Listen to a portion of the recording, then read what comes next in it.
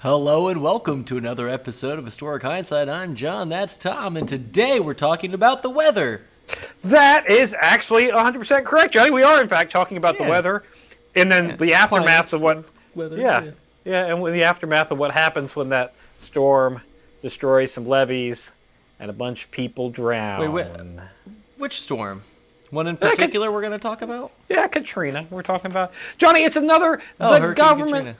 Yeah, it's another. The government loves you. It's good because a documentary just came out about this, and yes, they probably didn't cover it well enough, right? That's part of what we're. It's curing me. Yeah, I'm not gonna lie. The wife watched the documentary. I watched the backgrounds, and I'm that's okay. It's all right. I was like, they barely. We've been doing this for a long time, Tommy. Yeah. It's hard to come up with new ideas. Just see what Netflix is doing. Yeah. Find a little lane there and talk about one particular aspect of it, I imagine, right? Yes, that's what we're going to do, Johnny. Because we're talking about Katrina, but we're not talking about how the government abandoned the lower Ninth Ward or how they refused to acknowledge the levees broke for like a day after the lower Ninth Ward was already flooded, or how the president didn't, cut his vacation short, and then when he finally did cut his vacation short, he didn't actually stop in Katrina. I mean, stop at New Orleans. He just kind of flew over it because why would he stop? That's crazy. What's he gonna do? We're not going to talk about repair a levee. Come on. We're not even going to talk about the massive racism that was in the news, like, black people were looting, but white people were finding food. We're not even going to talk about that. We're talking about... Well, they were foraging and surviving, yeah. Yes, yeah. I remember that. We're talking about the multiple shootings, deaths from police to unarmed civilians on Danziger Bridge. And buckle up, folks at home. This... The what? Is rough. This is a hurricane, and so it's disaster relief stuff. Not a mass shooting event. This was. Are there two Katrinas? Is there a Katrina mass shooting event and a hurricane? Well, no, right? Well, yes. Well, but no, it's the same thing. but not. But not. Okay. Yeah. One because of the other. Great. One because of the other. Yes, Johnny. So let me get this atrocious post Katrina, I imagine, right? Yeah. Yes. Katrina's happened. Yep. And now we're going to pick up. Yep, we're going to paint the stage here, Johnny, okay? We're going to paint the stage. It's September 4th, a week after Hurricane Katrina strikes New Orleans. Now, despite the mandatory evacuation orders that were given prior to the hurricane, the city did a really shit job of ensuring that the lower class could actually get out of the city. If you didn't own a car, how were you going to get out? They tried to provide some bus transportation, but it was not nearly enough. And then again, even if you provide bus transportation for these individuals that are stuck in the city and they're able to get out, where do they go? If you don't have the money to have a car, you can't afford a hotel room. I remember people talking about the hotel rooms they were renting, and all the hotel rooms were gouged. It was like $500 a night for like a day's in. Yeah, like everywhere around Katrina. Yeah. Or New Orleans, not Katrina, but yeah. New Orleans, yeah. And if you don't have any family outside of New Orleans, like there's a lot of people who just like they're born in New Orleans, they die in New Orleans, their whole family is there, they never leave the city. So yeah, like where do you go in that case? It's not like the government set up free, housing for these individuals. And it's a hurricane. It's not like it's an uncommon thing that happens in New Orleans.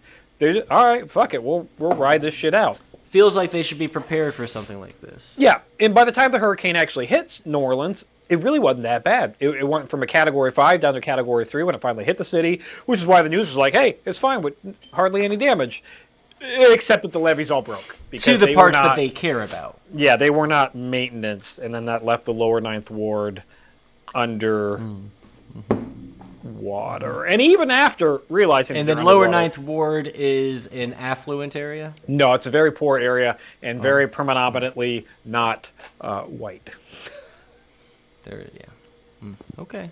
Well, good. I'm glad to see that we're keeping with typical American values. And so they try to set up the Superdome, whatever was it called, the Superdome, the dome where the New Orleans played. I think so. They set it up there for a refuge center, and then the roof collapsed, so that really wasn't a great option. I mean, how could they have predicted that? I mean, right? That's an act of God there. Yeah. They didn't have enough food. They didn't have enough water. Even with all the people coming in from all over the place trying to help out, like there was just not enough of any of this. Now, this happened when me and Johnny were in college, and I remember somebody in one of my sociology classes like had gone down there to try to assist and help out, and they came back. Oh and yeah, they're like, oh, it was beautiful because like people in Jaguars were in the food lines, for assistance, and it was like everybody was all equal, except that those people in a Jaguar could have gotten the fuck out and had the money to get the fuck out, and now you're just taking food away from the people that actually fucking needed it and couldn't get out. But that's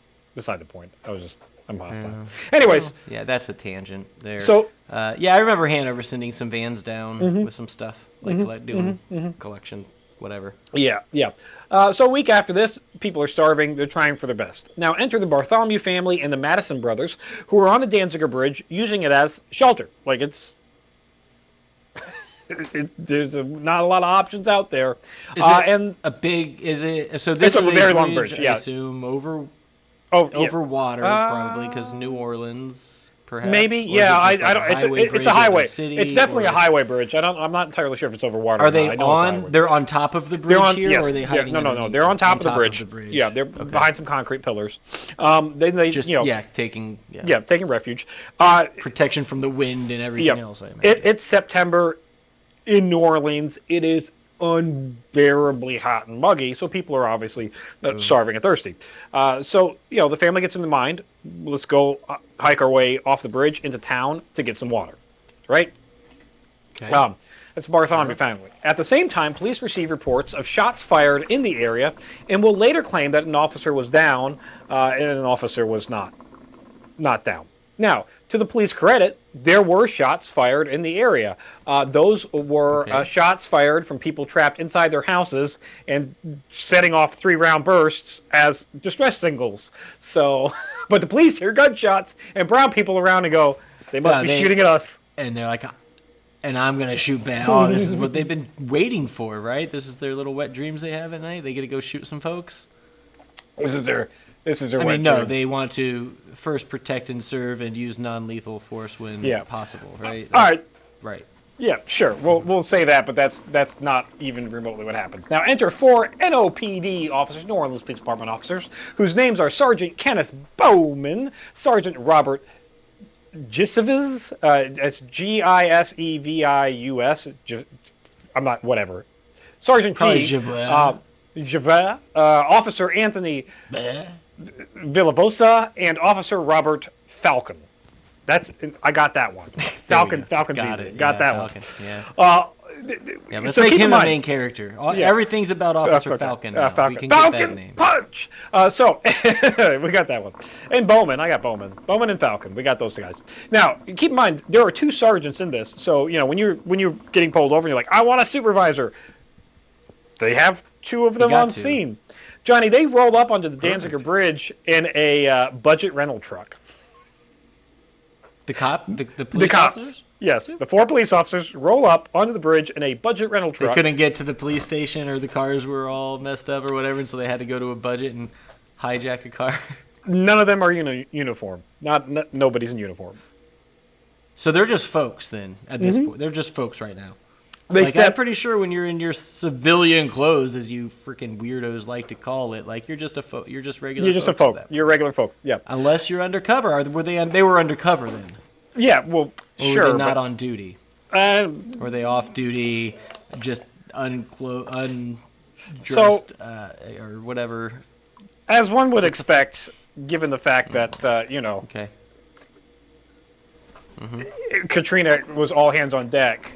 We'll give them the benefit of the doubt and say that they're on duty but in street clothes, which should never be a thing. Okay, but we'll say that. Anyway, Johnny, they step out. Got a uniform for a reason. Yeah, they step out of their budget rental truck with 3 AR-15s, basically MP4s. They're not M4s, but like they're AR-15s, police model issues, whatever. Fully automatic assault rifle. Well, they're not fully automatic, but they are. I watched the media. Okay, I'm pretty sure everything is. And then one of the guys has with missile launchers attached. One of them has an unauthorized Kalashnikov, which the media said was an AK-47. It's not actually an AK-47 because again, this is a civilian model with semi-automatic. It's not full auto. The whole gun itself is unauthorized. Yes, that particular firearm. No, that particular firearm was unauthorized. he was not supposed to have it on duty. Like, it's like he got it from home. So it's his personal weapon. Yes. So he put on his regular ass clothes, grabbed his regular ass person gun, and went to go conduct police business where nobody's going to realize that he's police. Yes. Johnny, and I'm going to describe what happens next from a witness, Casimir Gaston. He says, and I quote here, the officers lined up like a firing range. And then they immediately opened fire on the Bartholomew family without any warning. They get out of their car, they line up, and start shooting. This is all, by the way, recorded on camera. Like, we see what fucking happens. This is just a murder, a massacre. They just committed cold-blooded murder. Yes. In the first volley, Johnny, 17-year-old James Brissett, who's a family friend of the Bartholomew's, is going to be killed outright. One family member jumps off the bridge and runs away and is going to be unshot, unfazed. That one's fine. Unfortunately, Susan Bartholomew, the mom, she's going to have her arm partially shot off, resulting in it needing to be amputated post-massacre. Her husband, Leonard, was shot in the back, head, and foot, but is going to survive. Look, turns out when you the bone in the head, the skull is pretty hard, so you can actually get grazing shots and not. Well, there's a lot of ricocheting going on. Yeah. It's got to be it's a ball. It's like a ball too, and so it's a spinning bullet, so it's gonna. Yeah, it's so that one pretty direct. That one, he did get shot in the head, but like luckily it didn't, go into the brain. Their teenage daughter Alicia would be shot 4 times, survive, but still shot 4 times. And then we have Jose Holmes Jr., another family friend, who's going to be shot in the abdomen, hand, and jaw. And they're all like actively trying to hide. How many shots were fired? Lots. I don't actually have a report of how many shots were fired, but a fuck ton. I mean, I'll try to find. It sounds like a dozen landed so far. Oh yeah, dozens. I'll try to find the video of it and interlace it here, so you guys can see the horrificness of it. Not people getting shot, but like the police shooting. Multiple shots. Now, while this is all going on, Ronald and Lance Madison, these brothers, they're going to see what happens, and they're going to try to flee the scene on foot, while Officer G and Falcon enter their unmarked Louisiana State Police vehicle and then chase after them. Falcon is then going to take his shotgun out of the window while these guys are running and fucking shoot Ronald in the back. Mind you, Ronald is actually a developmentally disabled man. What crime has been committed that the death penalty warrants here? Nothing. They are. What crime has been committed? First of all, they are allegedly responding to shots fired. So the crime would be discharging of a firearm in city limits, which carries the death penalty. Which does not. No. Ronald's autopsy is actually going to show that he's. But fleeing the police, that carries the death penalty. They were fleeing, and so that's the death penalty. Not even fleeing the police, because keep in mind, nobody told anybody to stop, or that they're even fucking police at this point. All they saw is 4 white dudes get out of a budget rental truck and start shooting brown people. Like, you want to know what happened? That's what we got. This is early Proud Boys who forgot to put on their fucking masks. They might have been. Yeah, that's all this is. Not might have been. That's what this was. Yeah. This is 4 racist white cops who said, "Hey, we're going to use this chaos to go kill black people because that's what I've been wanting to do my whole life." Yeah. And here's my opportunity. Well, they got their opportunity, Johnny. Ronald is going to suffer 7 gunshot wounds, 5 of which are in his back. Now, to be fair, buckshot from a shotgun, those 5 in the back was like, I know, but like those. Now, to make matters even worse, Officer Bowman is going to be charged with that he stomped on the back of Ronald when Ronald like crawled into a hotel parking lot. He's going to get out and then stomp on his back after he's already been shot 7 times before he winds up passing away. Now, those specific charges. Like this episode, Tommy. I know those specific charges they get dropped because there's lack of evidence. How do you prove somebody stomped on without a video recording? But like, he was murdered and then beat after he was murdered. Like, let's be honest. I mean, you could have a autopsy done and say, "Hey, look at this bruise in the shape of a footprint that matches the size of the boot that this officer had." Yeah. How weird. You know what? My son just got cleated in a soccer game, and he's got a big old mark where he got stepped on. God, your kid's playing soccer and hockey? Sidebar. I just finished up. It's a rec league thing. Yeah, he's good though. They did well. Johnny, in addition to Ronald getting shot and killed, Lance is going to be arrested and taken into custody and charged with 8 counts of attempted to kill a police officer. Meanwhile, no firearm has been found anywhere on anybody. Anywhere on the bridge, anywhere under the bridge, on any persons, because guess what? I might nobody check out was for a couple fucking minutes, Tommy. I think I have to. Nobody was fucking armed. So Lance is going to be arrested, charged with 8 counts of attempted killing a police officer. He's going to be held for 3 weeks with no indictment. So while he is charged, there is no indictment. There is no going in front of a judge. There's no nothing. And after 3 weeks, Tommy, if this story does not end with the surviving family becoming millionaires at the expense of the city for their wrongdoings, we need to stop right now. You know what, Johnny? You might want to look that up, because I didn't actually look and see if the family ever got any payments for this. I know that they're... Bowman? Well, Bowman's the cop.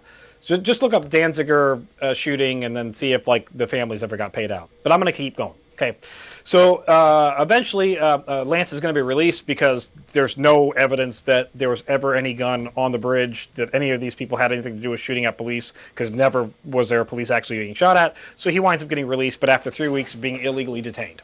Now, enter the NOPD investigation, where they report that the police were fired upon when they approached the bridge and were forced to return fire. They used their own homicide detective, Arthur Archie Kaufman, as the lead investigator of the case, because no corruption could ever possibly... I'm sure the police are going to be above board while they investigate their own people slaughtering innocent civilians. Public outcry... The city of New Orleans paid $13.3 million settlement to families of victims from several police shootings. Yeah, this is the Hurricane Katrina, including the Danziger Bridge incident. Yeah, so they got a portion of that. 4 racist cops cost the city $13.3 million. That went to 17 plaintiffs, so not even $1 million per plaintiff. So that's life-changing money, but not retirement money. No, it's not. It's not worth. It's not losing an arm, or losing a son, a family member. Yeah, No, none of that's. So go fuck yourself for the response to New Orleans. Everything about this is horrific. Every single person should have at least gotten $13.3 million. Fire all your racist cops, every one of them. It gets worse. And I realize that would leave us with 0 cops, and that's fine. It's going to get worse.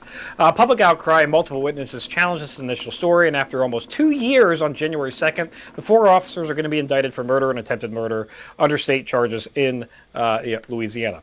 On August 13th, 2008, these indictments are going to be dismissed by District Judge Raymond Bigelow due to prosecutor misconduct. Drudge. Yeah, Judge Bigelow. Due to misconduct. God damn it, I hate this fucking country so much. They put their paperwork wrong, so we can't convict them for murder because some asshole had a misconduct. Fuck you, they still did it. So the accusation is that the prosecutor improperly used the grand jury testimony against 3 of the defendants and then gave grand jury testimony to a witness in the case. That's a stretch. But they get so murderers get to just be fine. Well, hold on. Justice seekers, fear not. 2 weeks later, the FBI and Civil Rights Division of the U.S. Department of Justice begin an investigation into the shootings, again through multiple public outcry. It's on video. It's you see cops get out of budget truck and start shooting at unarmed people. Yeah, yep. It's because it's not on video. Nobody gives a fuck. If it's not on video, nobody cares. Yeah, it's the Ray Rice incident all over again. That's all. Yeah, it's 100% the Ray Rice incident all over again. It's on video, so we have to deal with it. Yeah. Now, like I said, the FBI is now investigating. Civil Rights Division of the U.S. Department of Justice is investigating. Through this investigation in 2010, they find that Arthur Archie Kaufman and Lieutenant Michael Lohman are charged with conspiring with defendants to conceal evidence. Specifically, Kaufman fabricates his report and conspires with the defendants to yep, this is what happened. We're all going to get our story straight. And then Lohman provides false stories and is caught encouraging officers to carry drop guns and place on shooting victims.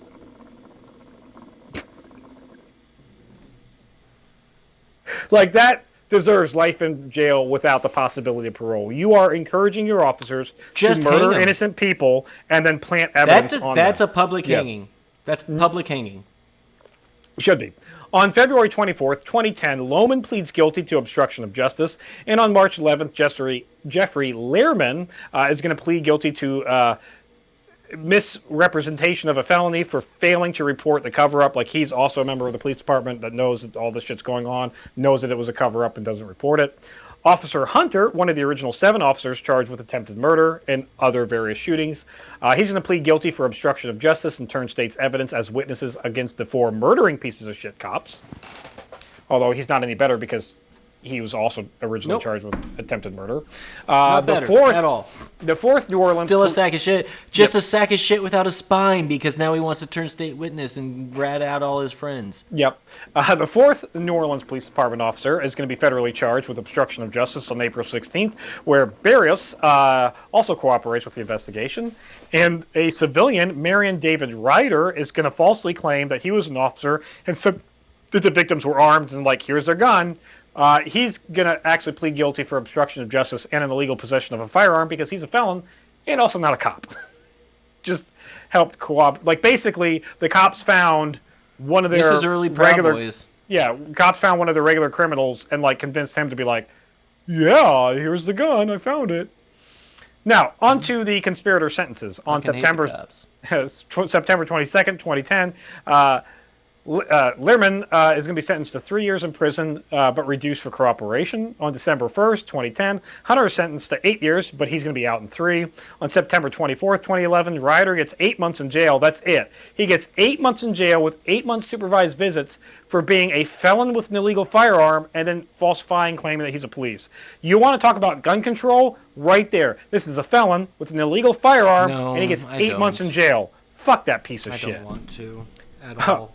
On October 5th, 2011, Hill's sentenced to 6.5 years. On November 2nd, 2011, Lohman, the lieutenant, is going to be sentenced to 4 years and 3 years supervised release. And on August 5th, 2011, Barrios is going to be sentenced to 5 years in prison, and that's all that the conspirators get. Every single one of them should have gotten way more than 10 years because these people are falsifying evidence that lets people get murdered.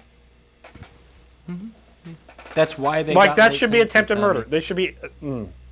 It should be the equivalent. It should be the equivalent of a murder charge because they're fucking just as culpable in those murders as the cops that pulled the trigger. Murder charge for a cop. So now, Johnny? Due to all this evidence, obviously the 5 murdering pieces of shit cops, 4 murdering cops, but the assistants with one other, they're all going to be re-indicted under federal charges. Unfortunately, the federal government doesn't have the jurisdiction to charge them with murder directly because it was not...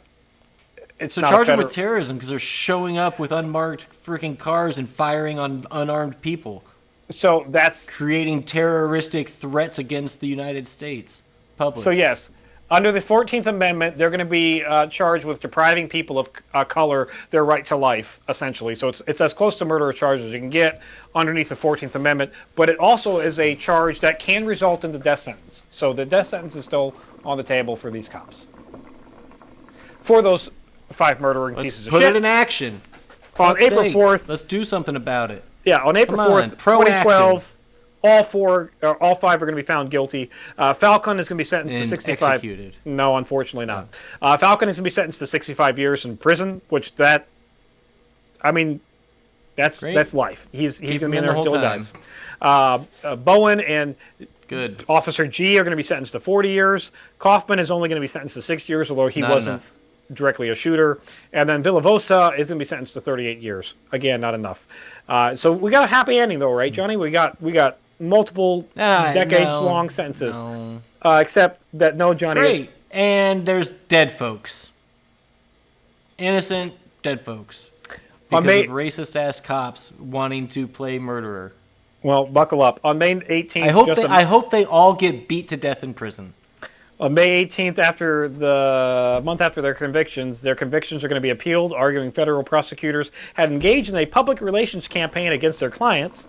And after a year-long investigation, or 2-year-long investigation, on September 17th, 2013, Judge Engelhardt vacates the convictions and orders a retrial, where all the men take plea bargains with significantly reduced sentences. Bowens drops from 40 years down to 10, including time already served. He's released on March 20th, 2019. Falcon is released, or is reduced from 65 years down to 12 with credit for time served. He's released on October 2nd, 2020.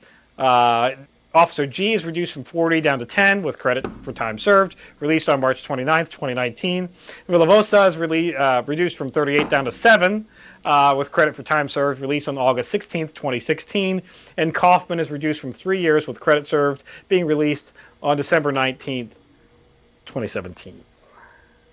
So what happened is the prosecutors are like, we're going to go hard on this because we're going to get lambasted by the public if we don't. So they have a conviction. And then everybody's in agreement that they're going to overturn those convictions because, they're cops. And then we're going to give them a plea bargain despite the fact that we know they'll get convicted. Like, there's not even... You give a plea bargain when you're not sure how the jury is going to go.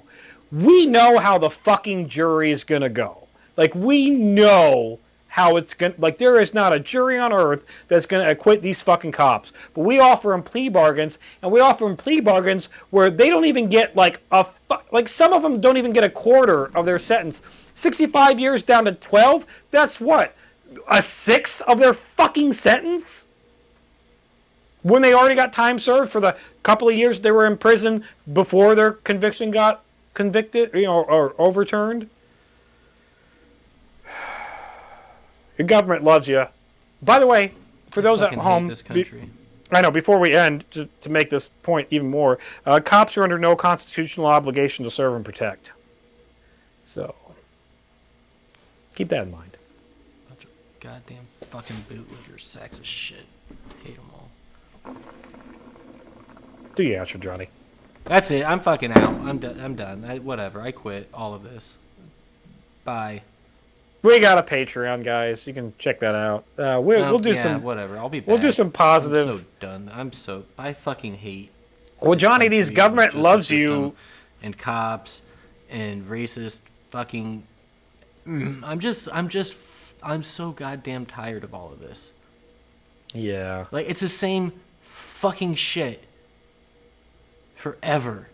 My whole life. Because in the 80s, all the goddamn skinheads said, hey, you know what we're going to do? We're going to stop being skinhead Nazis. We're going to grow our hair out a little bit. We're going to take positions in goddamn law enforcement where we're going to have a real impact. And they infiltrated it, brainwashed everybody, only hired their racist friends, and now they just go around killing black people and planting evidence on them, or just saying, oh, sorry, I thought they had something, and so I shot them anyway because I just got scared and nervous because I shouldn't have this fucking job. I'm just some racist sack of shit that wants to play hero and go kill people. Or not even kill. I just want to go ruin lives. I want to pull somebody over because they have a dim headlight. Then I want to pull them out. I want to search their car. I want to see if they have any warrants. And if not, I want to just make their night miserable and give them PTSD and send them on their way. And make it so every single time they see a cop, they get scared a little bit. And then, why are you so nervous? Hey, why are you resisting? Hey, why are you doing this? Oh, look, they're resisting me because they're scared and I'm putting them in a terrible situation. And that gives me authority to pull them out, beat them, handcuff them, and arrest them. That's all they want to do. I'm just tired of it. Did I ever tell you, Johnny? This goddamn country. Did I ever tell you my weirdest experience with police ever in my life? And I'm a white guy, so, I've got white privilege. I'm driving back from Chicago with my wife, my beautiful wife, and my 2 boys. And my license plate in the car is not 90 degrees parallel. Like, the bolt stripped out, so I had a string that tied up the other end of the license plate, and it was slightly cocked. And I mean, slightly cocked. I get pulled over by these 2 cops who approach my car with fucking hostility and all kinds of ridiculousness, where they start, whose kids are these? Well, they're my children. And it's not like one of them's in the back seat going, "I don't know you, stranger." It's like they're just like they're fucking sleeping in the back. They don't give a shit. And I'm like, yeah, they're my kids, and they're asking weird shit to me and my wife, and acting like we've done something massively was there fucking like an illegal. Amber Alert or some shit? Not that I'm aware of. And it's like and they're like, after harassing the shit out of me for like 15 fucking minutes. Never even asked me for license or registration or anything like that, by the way. Just harassing the fuck out of me. Then goes, oh, by the way, your license plate's not, tied up all the way, so that's why we pulled you over. That seems like a bullshit reason, and if I wasn't white, I think that traffic stop would have... But anyways, you think it might have escalated a little bit? It might have escalated, you think it might have been a problem? You think it might have been out of the car? Yeah. And then ask why you're so angry. Why are you being so hostile? Yeah. Where were you from? Where are you from? Where are you going? Why were you there? Why were you in Chicago? And then when they grab you, hey, why are you tensing up? Why are you resisting this? I was in Chicago. We took the kids to the natural science. They had fucking stickers and shit on them from like, yeah, we saw the fucking T-Rex dinosaur thing. Oh, it was weird. That was a really weird experience. Fucking tired. Anyways, we've got shorts, we've got long format videos, we've got things about history. Patreon, check that out. We do things, and it's Next week we're going to talk about the time the cops helped somebody. So tune in. Good luck fucking finding that, Tommy. We're not going to talk about that. Next time we record, it's going to be another Civil War thing. So. Impossible histories with historical hindsight. Hey, remember when the cops prevented that crime? Remember that? Remember them preventing a crime? Remember when the good guys? No, because they just fucking respond to it and make things worse. Good guys with guns. That dude's song about school shooting what's the didn't the call a cab song? Assist for an hour. It was like, who am I gonna call if when I want someone to show up and shoot my dog or whatever? You call the police, yeah, that's what you do. You can call a cab. Oh, God, we got to do, on the list, the fucking, what was that? The FBI shot, sniper shot, a fucking mom with a baby in her hands. It was right before Waco. That sounds cool. We'll do that one. Yeah, let's do that. That's going to come up. Let's do that.